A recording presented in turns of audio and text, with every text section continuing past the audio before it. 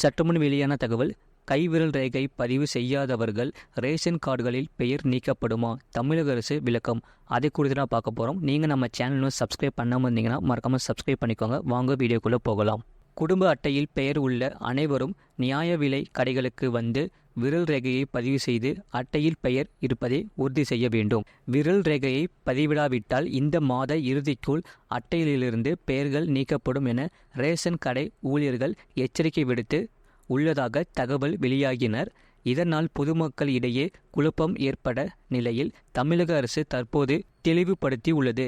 இது தொடர்பாக தமிழக அரசு வெளியிட்டுள்ள அறிக்கையில், சில நாளோடுகளில் நியாய விலை கடைகளில் இன்றியமையாத பண்டங்கள் பெறும் பயனாளிகளின் குடும்ப உறுப்பினர்கள் அனைவரும் தங்கள் சுய விவரங்களை ஒரு வெள்ளத்தாளில் அளிப்பதுடன் விரல் ரேகை சரிபார்ப்பை இம்மாத பிப்ரவரி இறுதிக்குள் மேற்கொள்ள வேண்டுமென்றும், அவ்வாறு மேற்கொள்ளாதவர்கள் பெயர்கள் நீக்கம் செய்யப்படும் என்றும், இதனால் பொதுமக்கள் அதிர்ச்சி அடைந்துள்ளனர் என்றும் செய்திகள் வெளியாகியுள்ளனர். தேசிய உணவு பாதுகாப்பு சட்டம் 2013 படி பொது விநியோக திட்ட தரவுகளின் ஏற்கனவே பதியப்பட்ட முன்னுரிமை மற்றும் அந்தியோதயா அன்ன யோஜனா குடும்ப அட்டைதாரர்களின் ஆதார் விவரங்களை சரிபார்ப்பதற்காக மின்னணு குடும்ப அட்டையில் இணைக்கப்பட்ட அனைத்து பயனாளிகளின் விரல் ரேகை அடிப்படையிலான சரிபார்ப்பை மேற்கொள்ள வேண்டும் என்றும் ஒன்றிய அரசு சுற்றறிக்கை அனுப்பியுள்ளது.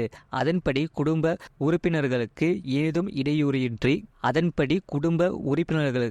ஏதும் இடையூறின்றி இப்பணியினை செய்திட அறிவுறுத்தப்பட்டு அவர்கள் ஓய்வாக இருக்கும் போதே அல்லது பொருட்கள் வாங்க கடைக்கு வரும்போதே புதுப்பிக்க கூறப்பட்டு அக்டோபர் 2023 முதல் குடும்ப உறுப்பினர்களின் விரல் ரேகை சரிபார்ப்பு பணி நடைபெற்று வருகிறது. இதுவரை 63% குடும்ப அட்டைதாரர்களின் விவரங்கள் சரிபார்க்கப்பட்டுள்ளனர்.